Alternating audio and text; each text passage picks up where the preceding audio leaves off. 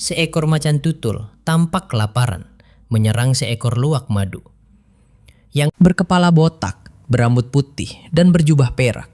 Kumbang madu yang telah menghabiskan hidupnya dalam pertempuran, hari ini kembali bertarung dengan seekor macan tutul. Kumbang madu muda ini belum sepenuhnya menguasai keterampilan bertahan hidup. Menghadapi predator yang begitu berpengalaman, tentu saja sedikit menakutkan. Tetapi warga yang mengikutinya semua tahu bahwa dia adalah hewan yang keras kepala. Tidak tahu bagaimana menyerah dan tidak pernah diam. Dia mengamati tubuh besar macan tutul itu. Mengandalkan naluri prima untuk melesat dan bergerak melalui celah-celah. Memungkinkan setiap bahaya yang mengancam jiwa nyaris lolos hanya dengan sehelai rambut. Tetapi sekuat apapun nalurinya tetap saja terbatas. Detik berikutnya, gigi tajam macan tutul menggigit ekornya dengan ganas dan rasa sakit yang menyengat langsung menjalar ke otaknya. Seketika itu juga, lehernya dicekik erat dan sensasi sesak napas melonjak seperti gelombang pasang tepat pada saat hidup dan mati.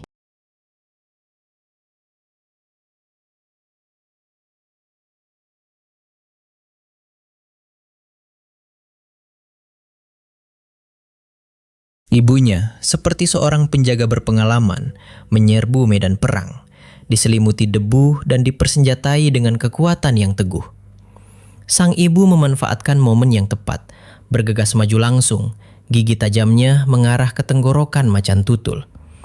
Sang anak perempuan selamat, tetapi itu memprovokasi serangan balik macan tutul yang lebih ganas, melampiaskan semua amarahnya kepada ibunya.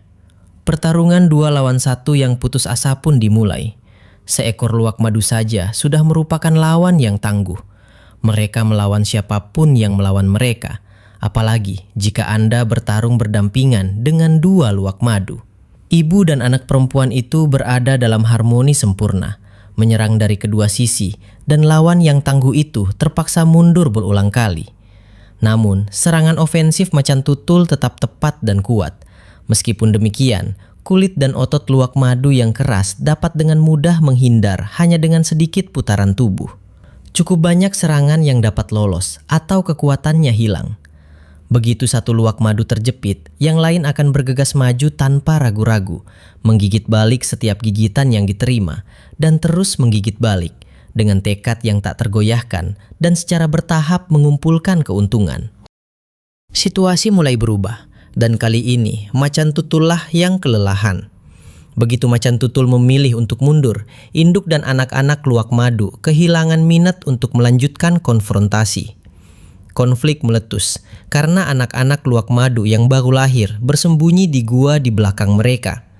Bagi seekor induk, tidak ada yang lebih penting daripada anak-anaknya, dan ia rela membayar harga berapapun untuk melindungi mereka. Tetapi gua itu telah menjadi sasaran macan tutul dan tidak lagi aman, sehingga perlu dipindahkan segera. Namun, ia hanya bisa membawa 1 anak luwak madu dalam satu waktu. Selama pemindahan, induk betina tertua tetap berada di dekatnya seperti bayangan penjaga. Namun, bahaya belum berakhir.